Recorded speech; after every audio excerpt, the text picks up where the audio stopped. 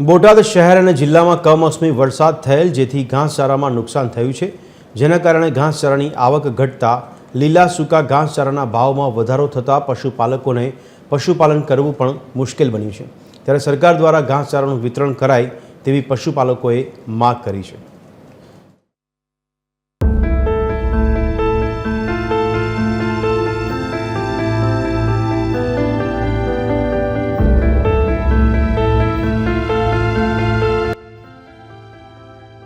બોટાદ શહેર અને જિલ્લામાં 2 માસ અગાઉ થયેલા કમોસમી માવઠાને કારણે અનેક પાકો સાથે ઘાસચારાના વાવેતરને પણ ભારે નુકસાન પહોંચ્યું હતું। ચોમાસા બાદ એક સપ્તાહ સુધી વરસેલા ભારે વરસાદને કારણે ઘાસચારાનું વાવેતર નિષ્ફળ જતા હાલ બોટાદ જિલ્લામાં લીલા અને સૂકા ઘાસચારાની તીવ્ર અછત ઊભી થઈ છે। આ માવઠાના કારણે નીણ બગાડ બહુ થયો છે, એના કારણે ભાવ બહુ છે। ખેડૂતોએ ભાવ એટલા કહે છે અને ગ્રાહકમાં બહુ ઓલું તકલીફ પડે છે લેવામાં। માલ ઢોરવાળા નાના માણસો છે એ લઈ શકતા નથી બિચારા અને ઢોરા વેચી નાખે છે। અત્યારે લીલી નીના 130 થી 35 છે, સૂકીના 200 થી માંડીને 300 સુધીના છે અને ત્યાં ઘડી વાડીની અંદર સૂકી નીરના 200 રૂપિયા ભાવ છે। આ તો ખાલી અમારા ભાડા મુજબ રસોડું ચાલે અત્યારે એ ધંધો કરવી।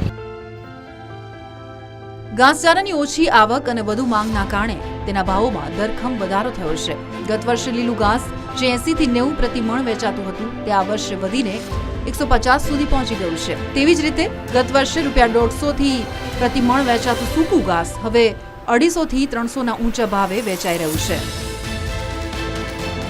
મોંઘું તો પડે ત્યાં ઢોર ઢાખરમાં ખવડવું જ પડે, કાંઈ વધતું તો છે નહીં। અત્યારે માવઠાના લીધે બધું નાશ થઈ ગયું।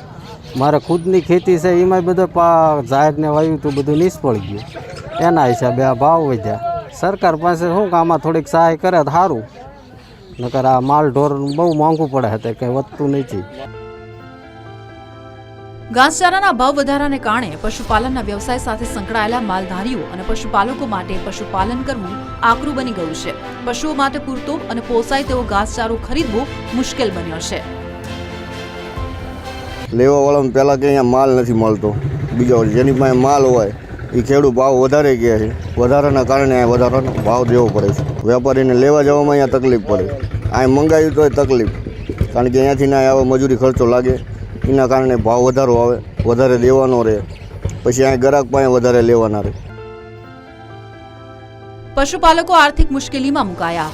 તેમણે રાજ્ય સરકાર સમક્ષ ઘાસચારાનું તાત્કાલિક વિતરણ શરૂ કરવા માટે માંગ કરી છે, જેથી પશુધનને બચાવી શકાય અને આ વ્યવસાય ટકાવી શકાય। ગજેન્દ્ર ખાચર, TV 13, બોટાદ।